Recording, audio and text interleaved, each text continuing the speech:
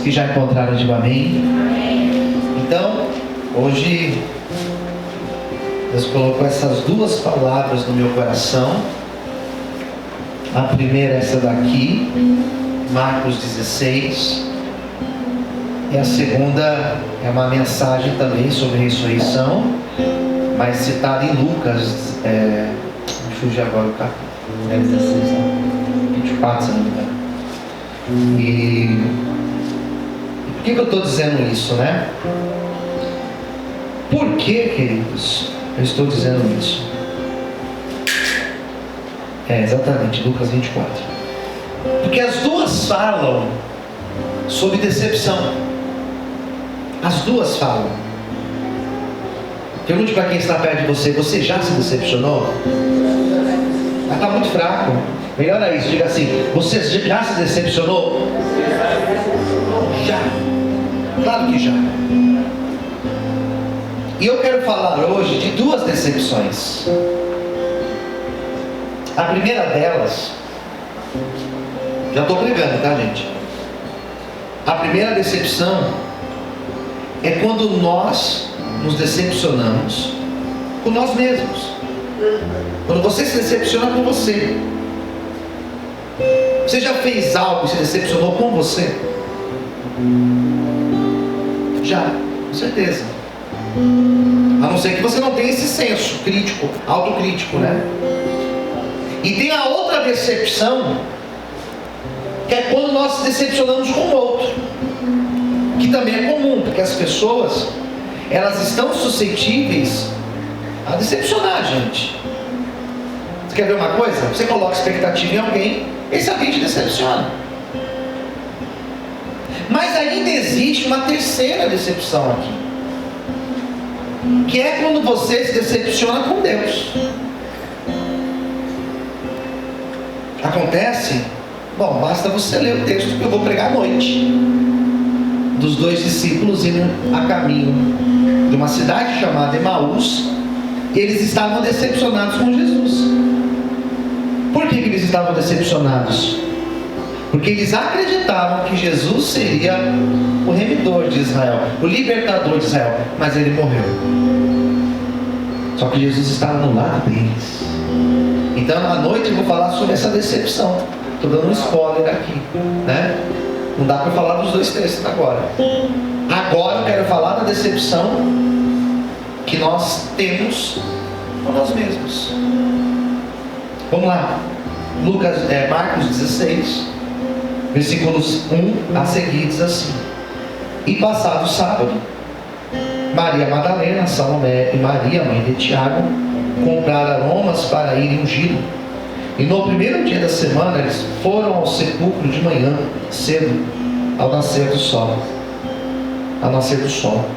E diziam umas para as outras: quem nos removerá a pedra da porta do sepulcro? Quem vai tirar a pedra? E olhando-lhe, viram que já a pedra estava removida, e ela era muito grande. E entrando no sepulcro, viram um jovem assentado à direita, vestido de uma roupa comprida e branca, e ficaram espantadas. Porém ele disse-lhes: não vos assusteis. Buscai a Jesus, o Nazareno, que foi crucificado. Já ressuscitou, não está aqui. Eis aqui o lugar onde o puseram. Mas ide e dizei aos seus discípulos, aparece um nome aí, mais alto, avisa os discípulos, e a Pedro, não esqueça de Pedro, que ele vai adiante de vós para Galiléia, e ali o vereis como ele vos disse. E saindo elas apressadamente fugiram do sepulcro, porque estavam possuídas de temor e assombro, e nada diziam a ninguém, porque temiam. Vamos orar, vamos fechar os olhos. Senhor Deus e Pai, revela a palavra aos nossos corações. Abençoe todos nós que estamos aqui, Senhor, presencialmente, aqueles que assistem este culto tão especial de Páscoa. E eu te peço, Senhor, nos abençoe e fale conosco. Nós precisamos ouvir tua voz. Ministra o teu querer para as nossas vidas, em nome de Jesus. Amém. E graças a Deus. Amém. Vamos aplaudir o Senhor bastante alegria. Graças a Deus. Então eu tenho essas duas mensagens para hoje. Se você veio agora cedo, porque essa palavra é para você. Posso ouvir amém, queridos? Pastor, então eu vou vir à noite. Então vem. Pode vir à noite, com máscara e vem, né? Mas o texto que eu li para vocês, ele é provocativo. Ele é provocativo. O Evangelho de Marcos, existem 4 evangelhos bíblicos, canônicos. Existem outros evangelhos na história que não são canônicos, não fazem parte do cânon das escrituras. Eles não são considerados como textos inspirados. Eles não são considerados como textos válidos, inspirados por Deus, pelo Espírito Santo de Deus. Então existem, por exemplo, existe o Evangelho de Tomé, existe o Evangelho de Maria Madalena, existe aí outros evangelhos, mas eles não são considerados canônicos. Nós temos 4 evangelhos: Mateus, Marcos, Lucas e João, sendo os 3 primeiros chamados evangelhos sinóticos, com a mesma visão. Eles são escritos com a mesma visão e eles têm praticamente a mesma fonte. Então nós temos Mateus, Marcos e Lucas, e depois o evangelho de João, que é diferente dos outros 3, possui uma teologia muito diferente, muito distinta, porque ele foi escrito muito posterior. Esse daqui foi escrito 70 depois de Cristo. João, por exemplo, 90, 95 depois de Cristo. Desses 3 evangelhos sinóticos, Mateus, Marcos e Lucas, historicamente Marcos é considerado o mais antigo, a fonte dos outros. E esse evangelho de Marcos, ele é um resumo, ele é o menor, ele só possui isso aqui, 16 capítulos. Os outros, por exemplo, Mateus, Lucas, são mais extensos, são mais de 20 capítulos. Então não é por acaso toda essa importância dada para esse evangelho de Marcos. Esse Marcos aqui é o João Marcos, que os historiadores dizem que ele era muito próximo a Pedro. Então o que eles vão dizer é que ele escreve esse evangelho se baseando nas experiências de Pedro. Pedro não escreveu o evangelho. Pedro escreveu as epístolas universais de Pedro, está lá na frente. Agora o evangelho, segundo escreveu Marcos, é baseado nessas experiências de Pedro.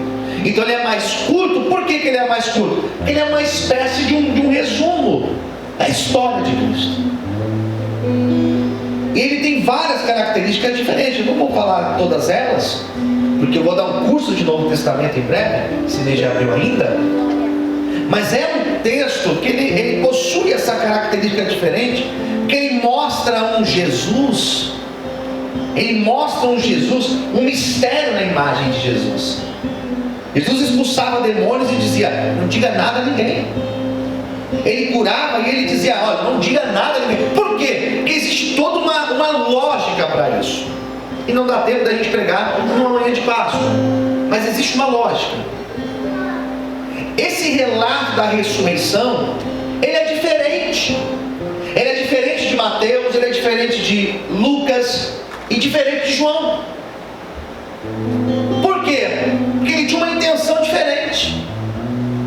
Marcos estava escrevendo para gentios, pessoas de outras nacionalidades que estavam se convertendo ao cristianismo, a Cristo, abandonando o paganismo e seguindo a Cristo. Então ele está pregando para essas pessoas, dizendo para eles: olha, Jesus veio para todos. Daí quando ele mostra a imagem da crucificação, que é o capítulo 15, ele conta 2 detalhes fantásticos, que eu vou antecipar para vocês. Quando ele conta sobre a sexta-feira, sobre a morte de Cristo, às 3 horas da tarde, ele vai dizer, por exemplo, que o véu do templo rasga. Ele vai dizer que existiu o templo dos judeus, e lá no templo dos judeus existia uma cortina que fazia a separação do lugar santo para o lugar santíssimo, e lá no lugar santíssimo só poderia entrar quem era o sumo sacerdote da ocasião. E ele vai dizer que quando Jesus Cristo morre, quando ele dá o último suspiro na cruz, aquela cortina, aquele véu, ele é rasgado. E ele é rasgado, não é de baixo para cima, mas é do alto a baixo. Quem rasgou estava em cima. Quem rasgou foi o próprio Deus. E aquela glória que estava restrita, aquela glória que estava limitada do lado de dentro da cortina, quando o véu rasgado, aquela glória começou a ser acessível a todos. Aqueles que não poderiam entrar no Santo dos Santos começaram a ter acesso. O gentil que não poderia ter acesso à salvação, agora ele tinha acesso à salvação. Por quê? Porque Jesus morreu na cruz para nos dar vida. Ele não morreu para os judeus, ele morreu para todos os homens. Ele morreu por mim, por você que está assistindo esse culto. Ele morreu por todos nós. Aleluia! Glória a Deus! Glória a Deus! Então, duas coisas acontecem que Marcos conta: o véu rasgar, e a segunda imagem que ele coloca é do centurião que estava lá. Existia um centurião romano aqui de frente com a cruz. Existia um soldado que transpassou a lança em Jesus. Ele foi transpassado. E quando Jesus dá o seu último suspiro e todo o seu sangue é derramado na cruz, quando ele declara as suas últimas palavras na cruz, está consumado. Quando ele declara a última palavra dele e começa a ter trevas e o véu rasga e tudo acontece naquele exato momento, aquele centurião romano, ele olha aquela imagem e ele vai dizer: realmente nós crucificamos o Filho de Deus, nós matamos o Filho de Deus. E ele se converte naquele momento. Aquele centurião romano, o gentil, se converteu vendo a imagem da cruz. É isso que Marcos está dizendo, que quem olha para a cruz, ele se converte, ele é alcançado. Pode ser gentil, pode ser judeu, pode ser romano, não importa. Se está perante a cruz de Cristo, ele se converte, porque ninguém resiste a essa graça impactante da cruz de Cristo. E é por isso que nós estamos aqui nesta manhã. Aleluia! Então Jesus morre, é retirado o corpo dele, e os judeus estavam apressando os processos, que eles queriam resolver tudo muito rápido, porque era a festa da Páscoa. Eles queriam resolver tudo, limpar tudo, tirar toda a imagem daquela cena. E pega o corpo de Cristo, tira da cruz, e aquele corpo é levado para uma sepultura no sopé do Gólgota, um monte chamado Gólgota, que traduzido significa caveira. Marcos tem muito disso. Marcos fala as coisas e ele explica. Ele coloca em aramaico e ele explica. Ele coloca no grego koiné daquela época e explica por quê. Porque ele estava falando para pessoas que não entendiam da geografia daquele lugar. Então Marcos explica que quando colocam Jesus naquela sepultura, que não era dele, não era da sua família, era uma sepultura emprestada, coloca o corpo dele na sexta-feira e coloca uma pedra na frente. Chegou no sábado para domingo, de madrugada, ainda estava escuro. Marcos conta que as mulheres foram no sepulcro. Versículo 1: Maria Madalena, Salomé e Maria, mãe de Tiago, foram lá para ungir o corpo de Jesus. Mas quando elas chegaram, elas lembraram: mas e a pedra? E a pedra? Era uma porta pequena, é uma porta pequena, esse local existe. Em Jerusalém existem 2 lugares que são atribuídos ao sepulcro de Jesus. Existe uma igreja lá em Jerusalém chamada Igreja do Santo Sepulcro, que tem uma pedra que dizem que foi colocado no corpo de Jesus. E essa Igreja do Santo Sepulcro, existe uma igreja construída nesse local. E em cima desta igreja existe uma outra igreja. Tenta imaginar uma igreja aqui dentro e uma outra igreja por fora. São 2 igrejas, uma dentro da outra. Esse é um dos locais que a Igreja Católica, a Igreja Ortodoxa acredita que lá foi o local de onde foi colocado o corpo de Cristo. Mas existe um outro lugar lá em Jerusalém, que hoje é chamado Jardim do Túmulo. E naquele lugar existe-se uma gruta pequena, uma porta pequena, e aquela pedra gigantesca era colocada na porta. Quando elas chegaram lá, a pedra já tinha sido tirada. Elas não teriam força para tirar aquela pedra. Se as 3 pegassem e fizessem força, elas não iam conseguir arrastar aquela pedra. Mas quando elas chegaram, a pedra já estava removida. E quando elas perceberam que a pedra já estava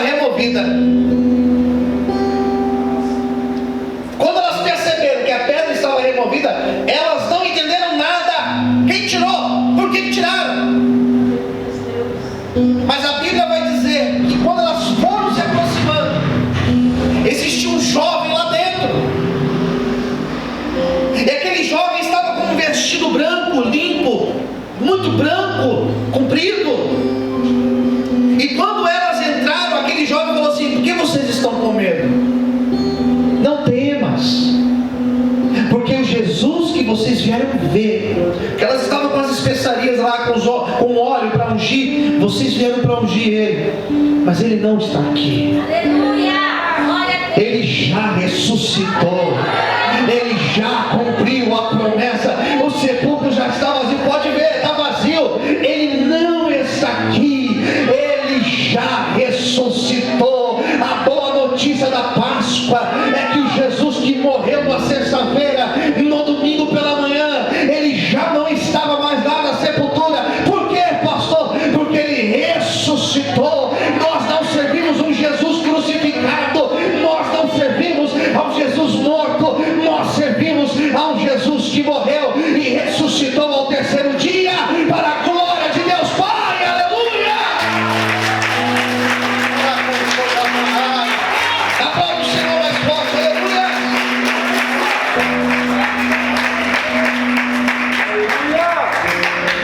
Está aqui, está vazio. E elas entraram, tem nada aqui. É um lugar pequeno, queridos. É um lugar desse tamanho aqui assim, vazio. Quando eu estive nesse lugar, queridos, eu fui impactado por uma